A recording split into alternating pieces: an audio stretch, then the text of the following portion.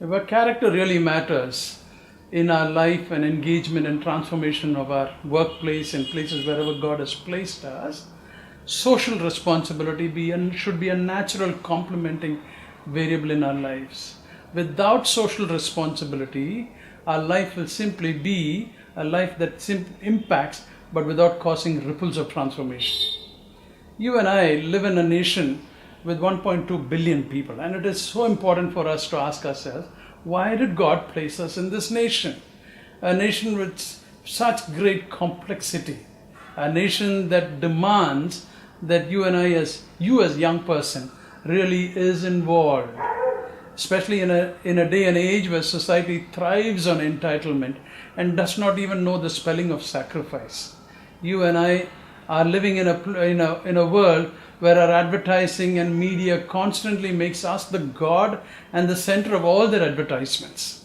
It is so much about me, I, me, myself. Is there a place for social responsibility? I want to offer you 3 thoughts as you consider the reason why you and I should be involved in social issues. And India doesn't have a dearth of social issues. You just need to read the headlines of our newspapers or watch the TV every day. You will see plenty of social issues that resonates with your passion. 3 reasons why you should be involved in social issues. And I want to offer this to you for your consideration as you reflect on your life and the meaning of your life for the rest of our nation. The first one, social issues are not merely about statistics that have gone wrong. Social issues are about wickedness and evil at play. This is about a child being robbed of her childhood. This is about a mother's dream being destroyed. This is about a people who have the ability to dream being told that they cannot afford to dream dreams. That is the India that you and I are placed in. In this India, it is not simply about statistics that has gone wrong. This is about a nation where wickedness and evil are at play. Wickedness and evil will constantly seek to destroy God's purposes in a nation. And I want to suggest that every human being is made in the image of God. Wickedness and evil is about destroying that image of God in every human being and every community. That is why you and I are called to be involved in social issues, not to correct some statistic. You are involved in social issues to address wickedness and evil. This requires that you and I be restless about our nation.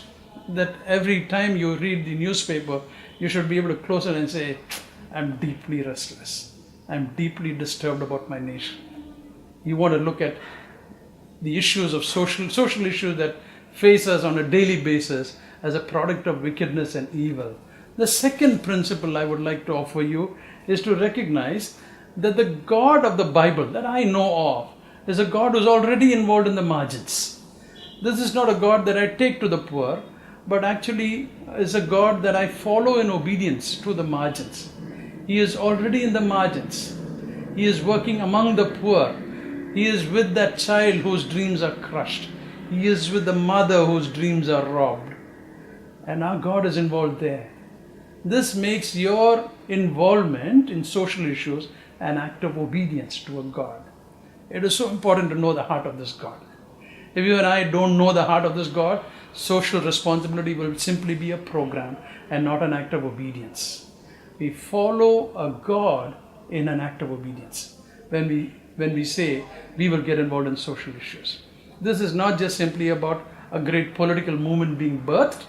This is about following a God in obedience who actually lives in some small hut today in some remote place in our country, where the child and the mother probably are lost in deep depression. You're called to follow that God in obedience. The third reason why you should consider your character not complete without social responsibility is to recognize that your transformation is dependent on your involvement in social issues. Because in my involvement in social issues, that is where I learn hope. That is where I know the author of hope is God and not our political system and our social system and our economic system. My hope is in you. Psalm 39 says this. If you have a Bible, go and read Psalm 39. It says, my hope is in you. We follow a God in obedience. And I like the way this Psalm 39 describes my condition. He says, I recognize my end when I go to the margins. I know I'm frail. I'm only a handbreadth. I'm only a vapor. That is who you and I are. We are not gods. We are handmaidens of God. We go in that act of obedience for our transformation and not for their transformation. 3 principles. First is to recognize that we are up against wickedness and evil. Second, we are doing an act of obedience to a God who is already involved.